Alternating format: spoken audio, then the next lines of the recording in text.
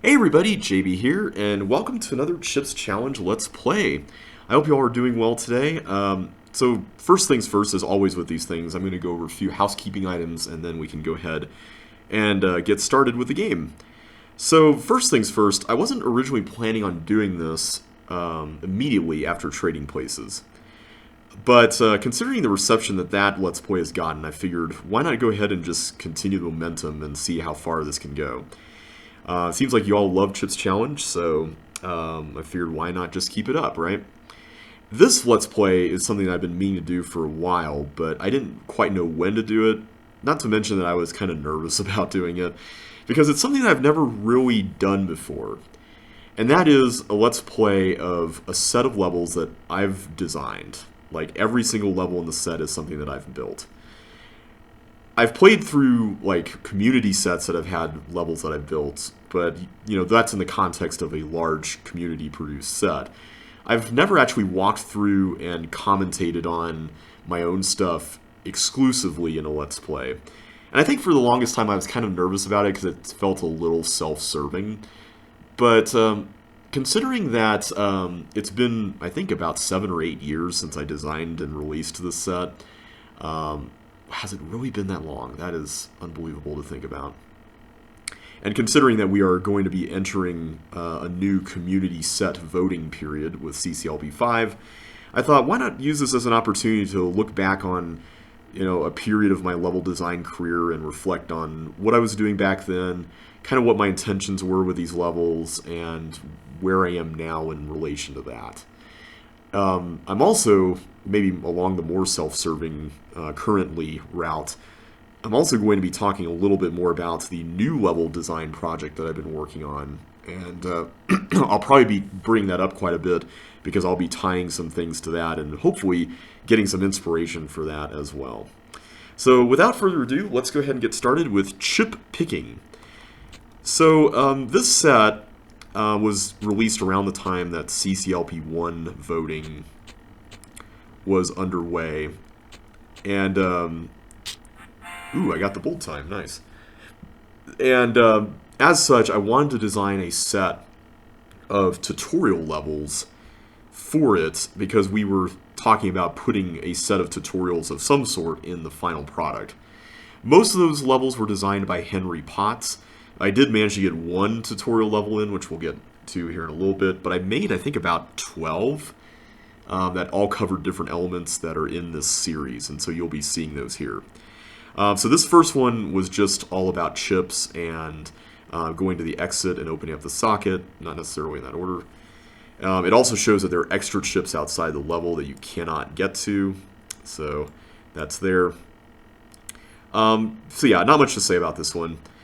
The other thing I did with these originally, so there were a few iterations of this set, which I'll talk about here in a few minutes, but originally when I released JBLP1, these tutorials all had alliterative names. So like you would have, you know, 2 words or 3 words that started with the same letter. I didn't really remember all of them, and I didn't keep all of them. This is certainly a different title than what I had originally. I don't know if it was like Chip Chase or something. That would be kind of funny considering there's an official level called Chasing Chips now. But, yeah. Anyway, let's move on to Fair Trade. So this is the key level. Collect keys to open doors. Green keys can be used multiple times. I don't know if I actually showed the hint last time, did I? So yeah, let's go through this one. So this is a pretty simple key swapper. You can pretty much just go around the horn like this.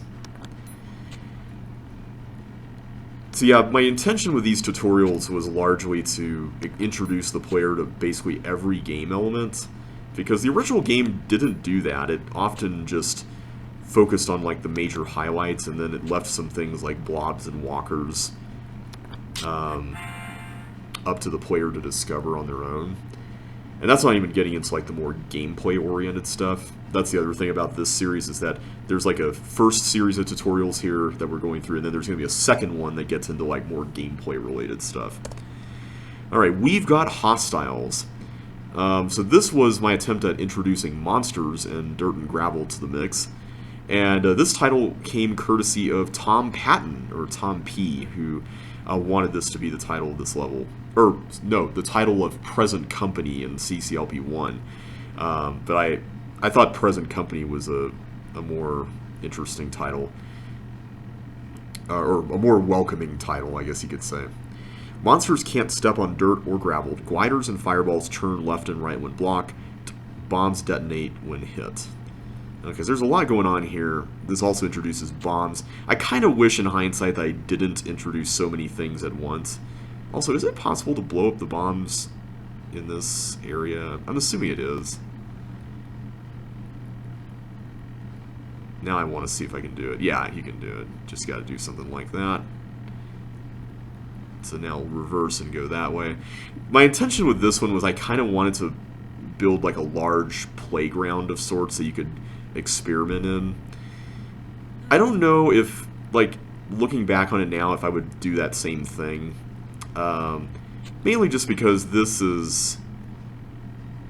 Like, the playground idea, I think, feels more interesting if you know what the monsters do. But if you don't know, something that's a little bit more hand-holding is probably more appropriate. And I think that's something that I probably should have kept in mind when I built these out. You know what would be interesting is making a tutorial series without any hints. I feel like The Witness was one of the best examples of doing that in a game where it introduced concepts without spelling them out. I should think about trying that.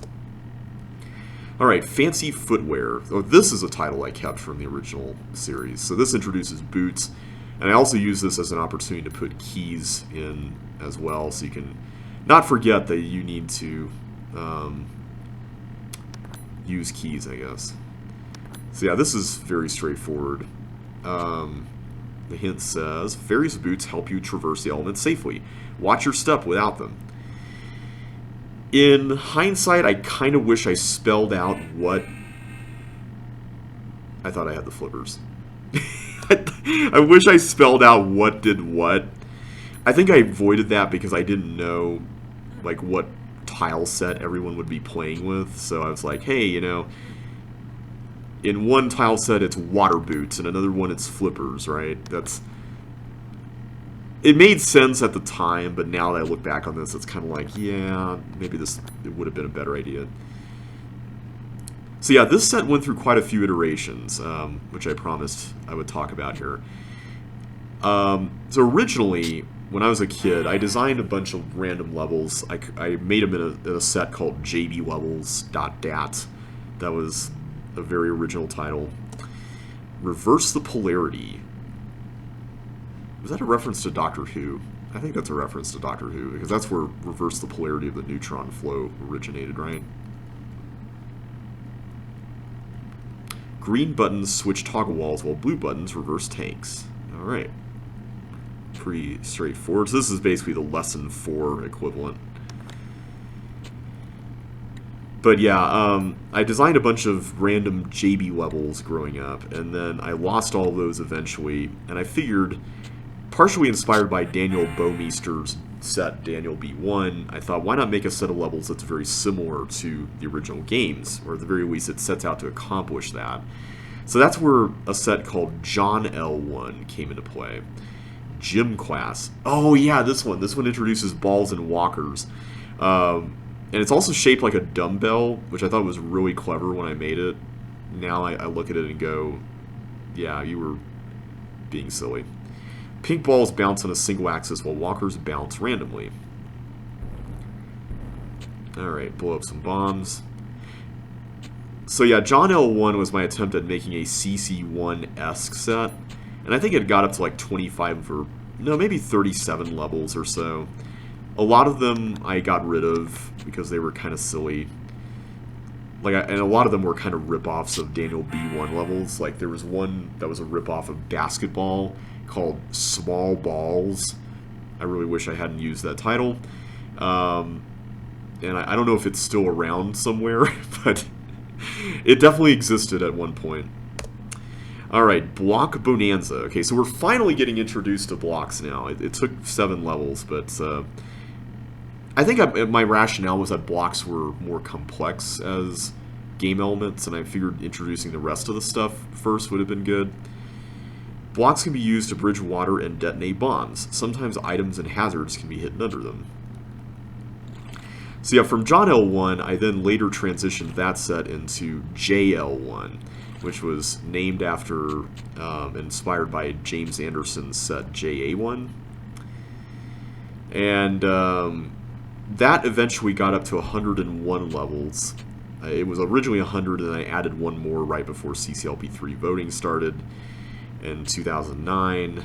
And then eventually I decided to abandon the whole JL1 nomenclature and go with JBLP as my kind of series name. I don't know if it was because, like, TCCLP was out. Like, I was really set on copying a lot of people's naming conventions for sets at the time. But at any rate, I made this set called JBLP1, and I filled it with levels that I thought would be good for CCLP1 voting. And it wasn't too hard because a lot of the early levels I had made for John L1 kind of had that objective. And I don't think I really used a lot of those, but I remembered enough from that design period that I was able to whip up a lot of stuff. So so JBLP1 was released at 100 levels. Let's see, breakthroughs. You will encounter thin blue pop-up and invisible walls. Invisible walls may appear and blue walls may be fake. I feel like I could have put this one earlier. So yeah, this level was originally called Wall Wanderer, which is a terrible title. Okay, I don't think you actually need to go through that, so I didn't really cook anything. In fact, I don't think you actually need to go through any of the pop-up walls. Let's try to go just through the middle here. Yeah, I kind of liked this one. It's kind of fun to teach about pop-up walls without cooking the level, because the original game, I don't think you learned about them until cell blocked. I'm pretty sure. I'll have to go back and check. Alright, genetic experimentation. So this level was originally called Duplication Delight. Why did I come up with these dumb titles? I don't know why. I'm very glad they got changed. So yeah, I eventually abandoned, or not abandoned, so CCLP1 happened, and then I thought, you know, about making some new levels, and then I realized, hey, why not just append them to JBLP1 and make it a full 149 level set instead of starting with a full new set. So that's where this version of JBLP1 came in. And there are probably some levels I'm going to remember adding in, and I'll probably reference which ones those are as we get to them. But we'll get there when we get there. So fun fact about this level, this was used for quite a few Walls Of levels. It was used in Ultimate Ship 6 for the tanks and tanks but no tanks duology, and it was also used in, what was that? Set of 2 levels in Trading Places. Proto-Anomaly and Heterochromia, was that the names? I think that's what it was. I kind of want to use this pattern too, because I think it's a pretty interesting pattern.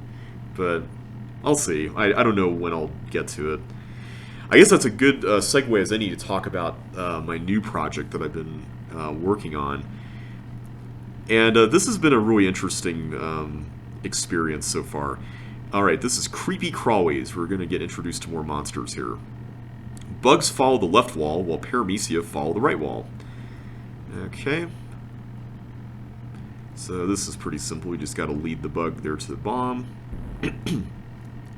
This one is a little trickier. You gotta get the Paramecia out. Oop, not out that far. Thankfully you can just do something like this.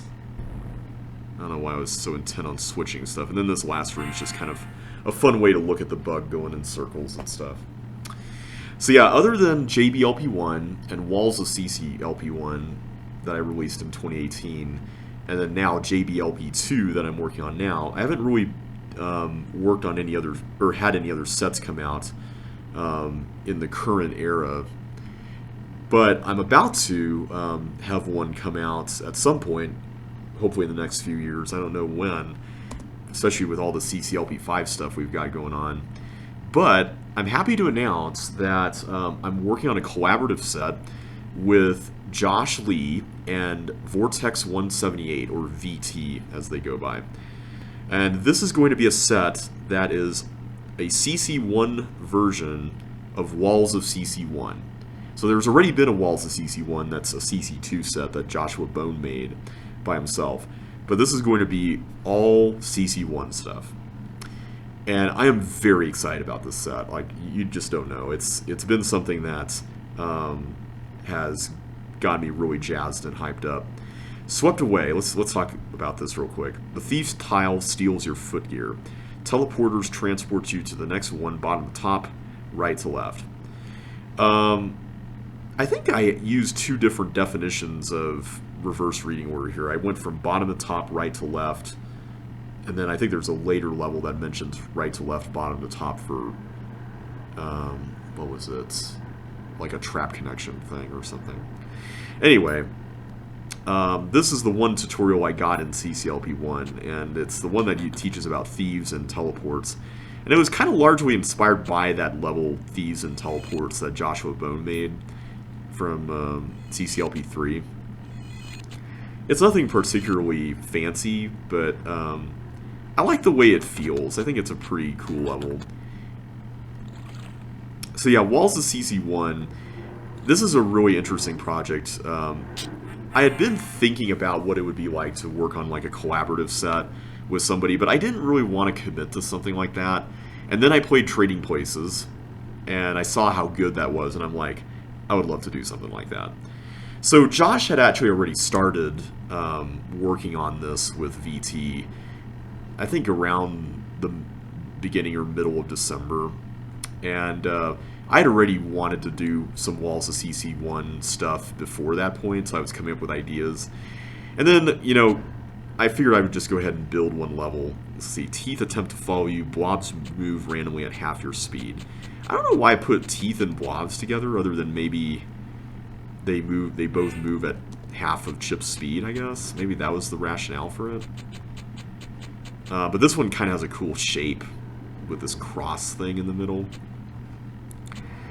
So yeah, I built this one level that was a mod of sorts of Chip Mine, where I replaced all the real walls with blocks, and then I blocked off a bunch of intersections and put bombs and stuff, and I really enjoyed the concept. Like, at first I wasn't sure of it, but then I continued playing it and finding multiple ways to do it, and I'm like, this is kind of cool, you know? Maybe I shouldn't be so hard on myself when it comes to making levels, because I tend to be my own worst critic quite a bit. So I posted it to the Discord, and everybody really liked it a lot, it seemed. And, oh, Proving Grounds. Okay, so there were 12 tutorial levels. I was correct about that part.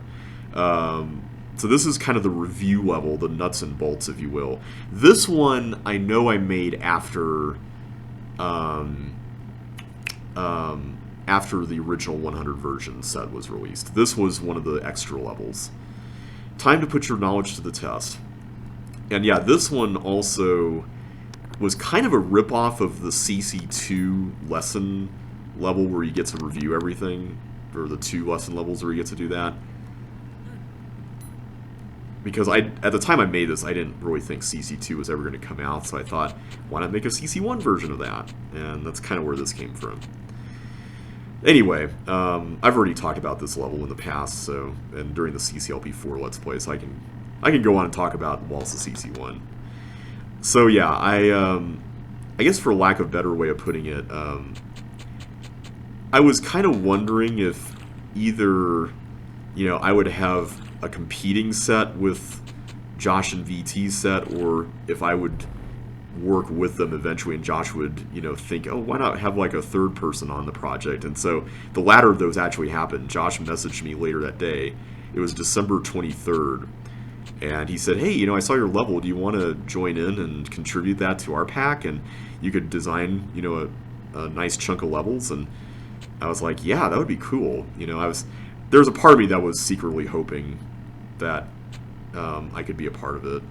I think after Trading Places, I was, like, if it was pre-Trading Places, I'd be kind of like, I don't know if I want to do it. But then just playing that set really ignited that design spark, and I was just excited to try to get back into the design world again.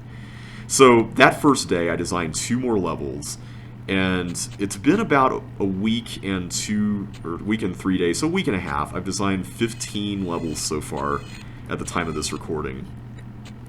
And I gotta say, it's been so much fun just getting back into level design. But it's also given me a lot to think about as well.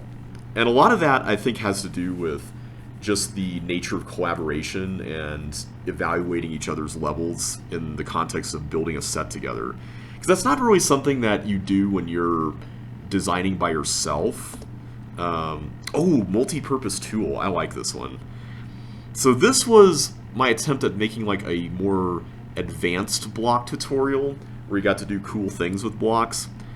And it was also kind of a shout-out / rip-off of, what was it, Pixelated Fire that later appeared in CCLP4, but obviously a lot different just because it focuses exclusively on blocks. Blocks can be used for many different purposes. Very helpful hint there. So yeah, this one you're supposed to figure out, ooh, I need to hold that down to get in there. And then this one, you have to get the fireball over here to the bomb. Pretty easy, you just have to put the blocks onto the fire.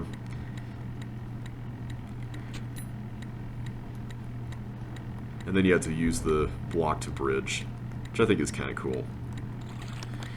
So yeah, when you design level sets by yourself, you know, you may have people who play test the levels, but I found that historically when people do that, it's usually just to make sure that the level is solvable and that there's no obvious busts or solutions you didn't think of or anything like that. I really like this part where you block this up, and then you block that up, and then you open it up again. Like, I don't know why. For some reason, I think that's really neat. Well, I kind of wish I hid something up there. Oh well. But yeah, doing it in the context of like working on a set together, it's very different because you have to think about not only the level that, oh, and I like how you have to break this nail here. I really like this level. You know what? I really hope this makes it into CCLP5 as in like a super easy level. I think that would be a fun early one. I wasn't really, like, this wasn't on my radar from my own submissions, but now that I've replayed it, I kind of really want to see this in CCLP5. I'm not going to lie. I think that the big thing in the context of working on a set together is that you're... let's see what this says. Some blocks require you to push, or some levels require you to push blocks into certain places. Use them wisely. This is the Sokoban tutorial. And here you just got to figure out, hey, you know, there's one stuck at the bottom, so that one has to be used at the bottom. And this block gets to maneuver around that bomb to destroy this bomb. And this is like a little seeing stars thing. Because you're thinking about the set collectively, you're kind of having to think on two different levels. You're not just thinking about, like, the level exists individually and is really cool, you know, as an individual piece of work. But it also is in this collective, you know, work as well. It's kind of like having an art piece in an exhibition. I know that may sound a little pretentious, but, like, I use that illustration because, like, I think you can have great art, right? But, like, if somebody at a museum who's, like, a terrible curator does not put all that art together in a really appealing way, it can really be kind of terrible. So that area that we were just in with all the gravel was shaped like a castle, and now we're, like, outside the castle, which I don't know why I chose a castle. Maybe it was a shout-out to Castle Note, but I kind of like the vibe of it, so... And then here's a bunch of water. You just have to figure out that these areas over in certain places are more worth it than others. And yeah, that one's the top. So yeah, the thing that has really come to the surface working with this project has been just how different we all are as level designers. And I think that kind of tends to be overlooked sometimes because, you know, we see each other's levels and, you know, here's the tower piece of the castle there. We see each other's levels, and it's kind of like, yeah, that's really awesome. And, you know, I think we tend to kind of frame ourselves based on, like, how many levels we've made. But like when you're working on a set together and you get to see like how people build things out of walls of templates, you kind of start realizing, oh, you know, they've had this history of making this, this, this, and then now, you know, now they've built this, and so that makes sense in that context, right? So I'll get into that more in a sec, but first let me introduce this level, Treasure Hunter. So this is my first like mazy level, and it also has the password Anno, which I guess is a very appropriate password for the New Year's Day, right? You'll encounter mazes along your travels. Approach each area as systematically as possible and determine your objectives. This level was heavily inspired by Andrew Menzies' a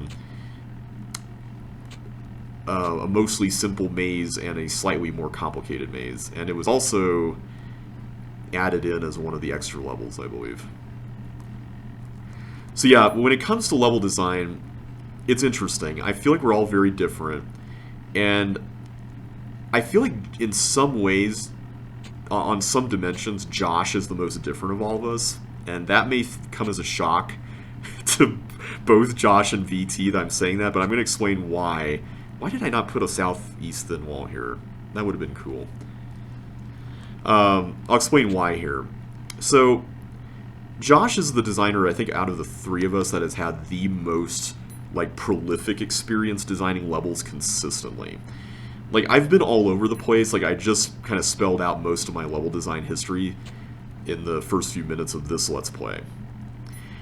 And I think the thing about that that's kind of a little awkward is that a lot of the stuff is that I mentioned has been done over several years of time. Like JBLP1, this set, went through all those iterations, and it's not like all the levels were designed in quick succession like Josh tends to do. With Josh, a lot of his work tends to be encapsulated in a certain time. So like if you were to talk about Josh L4, for example, which is the first set of his I Let's Played on the channel, that set kind of comes from a very particular time and place that he was in. And so we can look at that and go, hey, you know, this is your hard level phase, you know, or that kind of thing. I feel like I'm using like a lot of artist kind of terminology and whatnot talking about this. With VT, they've just gotten their start as a level designer more recently. Like they made one set a long time ago that had 149 levels, but they were kind of all over the place. So most of the time when they talk about that, you know, that's not really counted. So we're just going to put that aside. I kind of put that in the same category as my childhood levels because they're not really, they're not very reflective of any particular design journey. It's just early experimental stuff. But they've been kind of designing a lot of ad hoc content, and I'll get to that more here in a sec. So you've got someone who's been very consistent, you've got somebody who's been very inconsistent, and then you've got, whoa, why did I think that was safe? I keep drowning today. Anyway, you've got somebody who is very consistent, you've got someone who's been inconsistent, and then you've got someone who's new. And I say Josh is the most different just because I think the consistency has basically spelled out more of an arc for him and his level design. And if you watch a lot of the Let's Plays I've done of his levels, you'll often see me make references to, oh, you know, I can see, especially in the more later stuff that came about more recently, like Josh L6 and 7 and Wallace's CCLP3, you know, I tend to draw some lines between the past and the present and, you know, how he developed as a designer. And he's even made comments on the videos that mention some of that too, so you can read those as well. The other reason why I say that he's the most different is because I feel like VT and I are very similar in a lot of ways. In that we started out, in terms of our quote-unquote legit level design careers, we started out making stuff that was meant to be very difficult. And I feel like this project has been interesting because it's kind of brought to mind that whole distinction that I was talking about earlier with the whole individualized level design mindset versus the more corporate, collective level pack oriented mindset. And the reason why I used the term ad hoc earlier when talking about VT's levels is because I think that's been kind of an interest. Okay, that glider path, man, that is not very friendly. I don't know why I made that so difficult. But yeah, the reason why I used the term ad hoc earlier is because I think your perspective tends to shift when you make a full level set. And this is something that we actually had a conversation about in our group chat the other day. Because VT's levels have tended to be very difficult. And they've even admitted, you know, I was very, and I'm speaking in their voice here, you know, I was very captivated by, you know, levels like Old Frog or Lounge Act or things like that that have kind of gained a certain level of notoriety in the community, right? And so I want to make the next one of those kinds of things. And it was funny because when they said that, I was instantly transported back to my CCLP3 days when I designed some rather difficult levels there. Okay, where's this going? Okay, it goes that way. Okay, let me just get the flippers. If I get the flippers, I'm sure this will be much easier. Okay, I thought it was going to turn there, but I guess not. But yeah, back in my CCLP3 design days, I didn't really have like a full level set of levels to look at. I was building out JL1, but back then we had PyGuy's site to upload levels to. And yeah, there was always the kind of hope that, hey, you know, it'd be cool if I designed 149 levels because that matches the original game. But with PyGuy's site, one of the limitations that you run into is that you can't change the order of any of the levels, like, at all. And because of that, you know, levels tended to get released in the order they were designed. There wasn't really any difficulty curve or anything like that in play. So if you wanted to add new levels to your set, you just did it. You didn't really worry about a difficulty curve. You just made levels one at a time, and you just released them one at a time. And you just updated your set to match that.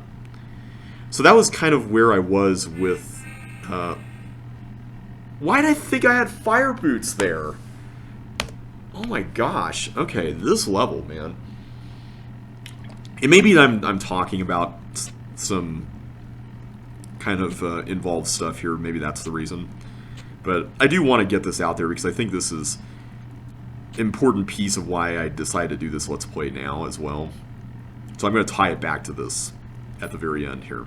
So I promised there was going to be a tie-in. But yeah, because of the whole PyGuy site thing, levels tend to get released in a very ad hoc way. And I've noticed that that's kind of where a lot of VT's levels have been. Like they've just mostly released levels one at a time, you know, and it's mainly just been whatever they felt like building. So, you know, it's not like there was like this 149 level set that was being developed, you know, live right there and then. You know, there's the hope of making a full 149 level set. I'm going to go ahead and do this room. But that's not equivalent to actually making it. And kind of plotting where you're hoping to put things and what the difficulty curve is and all that good stuff. Okay, so the glider doesn't actually hit this. That's interesting. At least I don't think it does. Does it? Now I'm wondering. No. Wait, no it does. Oh wow, that is a long path. That is a really involved path. So, all that to say, it's been interesting working on this set with the difficulty curve in mind from the start. And this is something that Josh even mentioned when it came to trading places. That set was basically, for lack of a better word, two sets combined into one. Like, Josh and Jeffrey made their own individual 75 level sets, and then they got together one day and ordered them and made a difficulty curve out of it.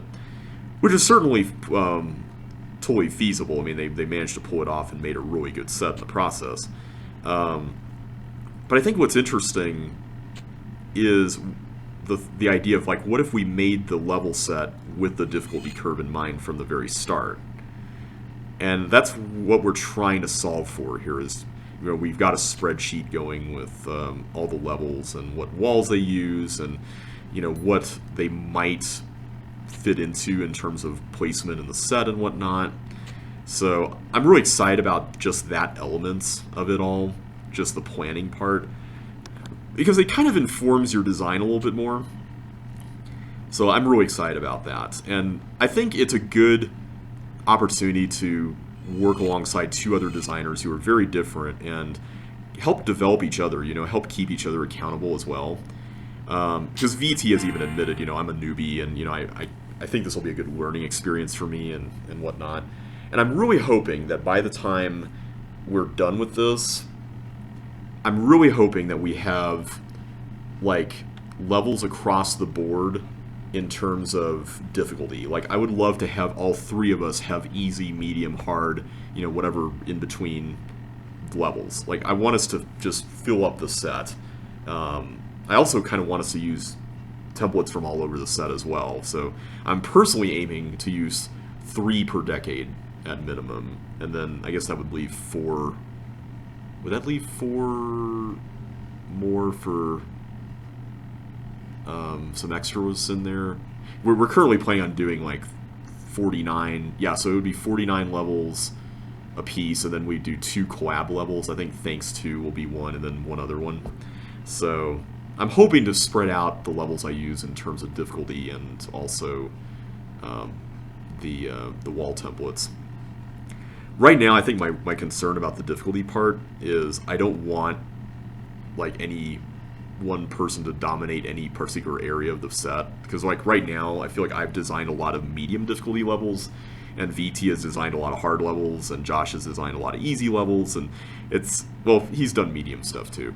And 1 really hard level. Well, two hard levels. But yeah, I'm hoping that by the time this is done, it's pretty equally distributed. Speaking of distributive, we have the distributive property. How's that for a segue? Just because you can pick something up doesn't necessarily mean you always should. So this is my when in doubt, go without level. Basically, you weren't supposed to pick up the suction boots there. This was definitely added after CCLP1, I think. So we get that, and here you just get 1 boot at a time. So anyway, yeah, at the time of this recording, I've made 15 levels, and I'm pretty proud of most of them. Like, there's one in particular that's kind of a throwaway. Oh wait, I was supposed to go there. So you get to see the hint again. And here you don't pick up the keys, which is why the hint's there, and you get a key nail. I feel like at the time I made this, key nails were like this revolutionary thing. I mean, not revolutionary, they appeared in CCLP3 and Motion Blur and Zelgon's Lair. Although Motion Blur was a socket nail, wasn't it? At any rate, I thought it would be kind of an interesting thing to include here. Perpetual Motion. This level, I've got a soft spot in my heart for. I like this one. It's basically not a melee level, like an action level that teaches you about dodging and how monsters move around. Dodging monsters often requires studying the patterns in which they move. Alright. For some reason, my game kind of lagged there.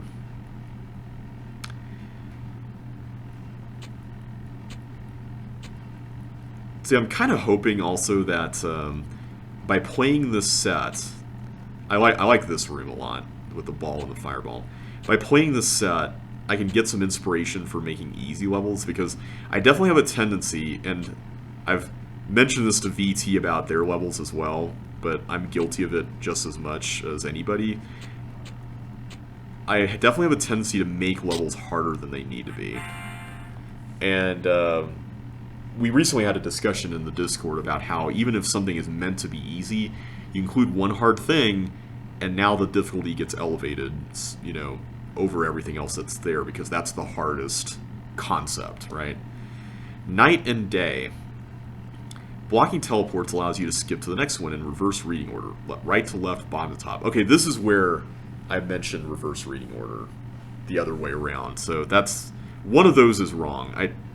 For some reason my brain is not computing which one is correct right now. Because I think this one's right, because you're going right to left first as the motion, and bottom to top is the overall direction. So wouldn't this one be correct? Anyway, this is the partial posting level.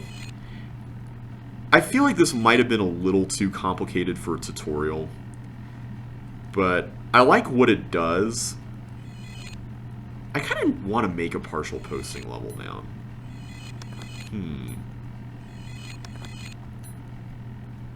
So now we're going in reverse, or regular reading order, now that we're getting all those keys. But now we need to go over here. So let's open this up, and then we'll use the monsters as barriers here. But yeah, I'm hoping by playing these easy levels, I can kind of get some inspiration for making more easy levels. I think it would be fun. And now we just open up the toggle walls. I kind of want to make like a more involved partial posting level. I mean, not like a lounge act necessarily, but... Wait, how do you... There you go. I like how you have to go to that one last. I think that's kind of neat. Alright, go where I send thee. Obviously a reference to the children's song. Some levels will require you to guide monsters to a specific destination. Use whatever tools you can find. So yeah, this was my attempt at making a monster manipulation tutorial, and it's a little too simple in some ways. Or, not simple, but like one-dimensional might be the better word, where it's all about just cloning a monster. And I kind of had that same mindset with this as I had with Present Company, where I was like wanting to make a giant playground for you to play around in. I think the thing I've just discovered about giant playgrounds is that they don't necessarily teach you anything if everything is just left up to the player. You kind of need a little bit more guidance than that. So if I designed these today, it would definitely be looking a little different. Ooh, and we almost got the bold time here. Although, I don't know if I really optimized this, so I don't think I did. So that's probably not really that meaningful. Ooh, burning question. So this was my attempt at making like a tossed salad, if you will. Like another variety level after Nuts and Bolts. And the whole premise of the level was kind of... It started with that whole hint in the middle behind the fire. I think this was in like the level title bank, this title. It even had a little note saying hint plus fire. I want to say Modhav... Why did I do that? I want to say Modhav was the one who came up with this. So credit goes to him for that title.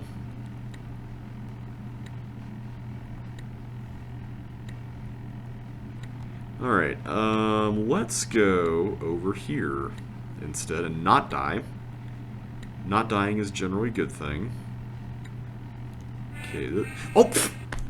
I did not mean to go left, I was trying to go up. But I think up actually just takes you back, right?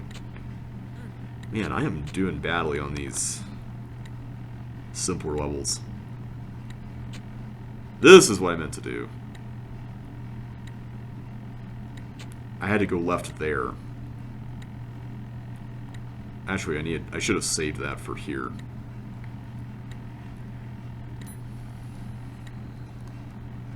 Okay. I guess we have to go back anyway. There we go. That's kind of a little bit of a tricky ice maze. Not too tricky, but a little bit. Got a little tank area here. Alright. So we gotta get the flippers.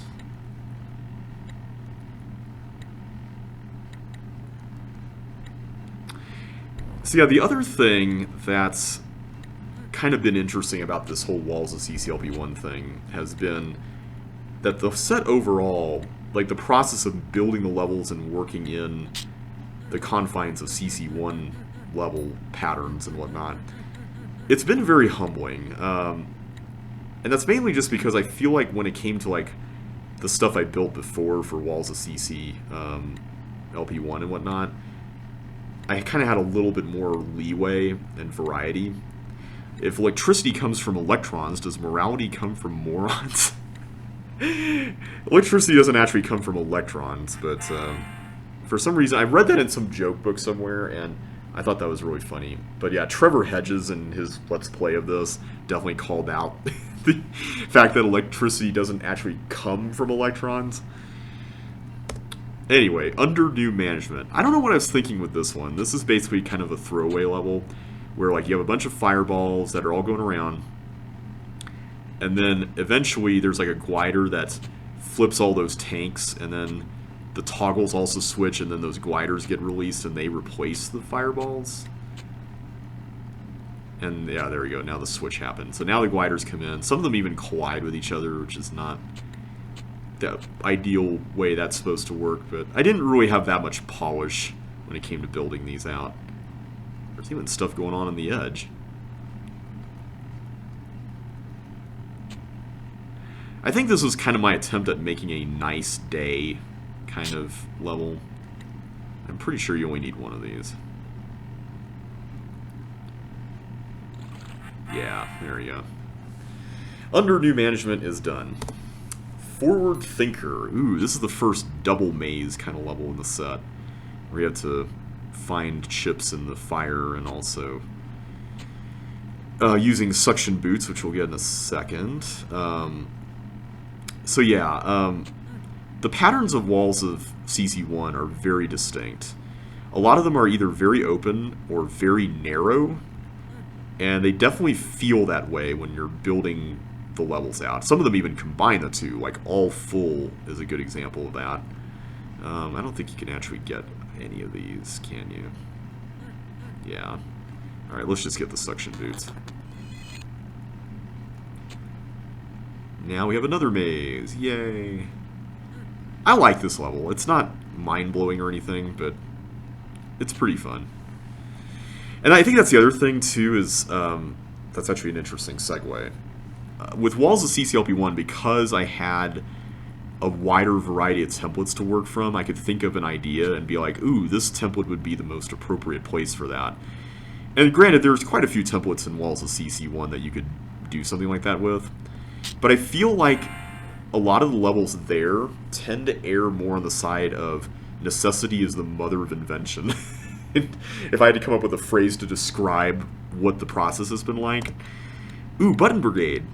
I kind of forgot I designed this, because this got into CC1. It's not really a tutorial, but it's more of like a review level for buttons. Let's put your button knowledge to good use. Don't forget that monsters can at times be your allies. So yeah, usually when it came to this kind of thing in Walls of CCLP1, I would tend to just like use the templates I didn't like as throwaway templates, where I would put a blue wall maze or, you know, something like that. Now it's kind of like, you know, with some of these templates, like 3 doors instantly comes to mind as an example of this kind of stuff. Where it's like, oops. You have all these long, narrow corridors and things like that. I've not built anything out 3 doors, by the way, so that's not a spoiler. But I saw the layout, I'm like, what the heck are you going to do with that that's distinct from the original? Like, what are you going to make out of that? So yeah, it's just stuff like that, just wrestling with that, that's been interesting. So it's kind of more like, when I build levels in this set, I feel like it's more satisfying to just build something and not worry too hard about if it's super innovative than just building something fun. Alright, Motherlode. This was my attempt at making like a collection level. I think I was inspired by Daniel Bowmeister's Caves when I made this, because it had a similar aesthetic with gravel and stuff. But I kind of wanted to make this gold mine thing, and not quite as good as mining for gold keys. I think that this came before that, but some of the keys, some of the blocks of keys enter them and some don't. But yeah, I think it's kind of brought to mind the conversation that I had sort of indirectly with Josh over my Let's Play of Walls of CCLP3 when it came to what's a memorable level. And at the time, I remember mentioning something to the degree of, I was evaluating the levels on the basis of whether I would vote for them in CCLP5 or not. And a lot of times, when I look at levels, I tend to, not in addition to asking, is it fun, ask, how much does this stand out from similar stuff, right? And usually, stuff that stands out tends to fit into one of two categories. You've got levels, and I'll stop here for now.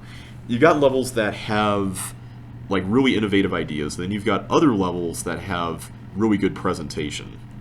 And I feel like back in the day, good presentation was a little bit more rare.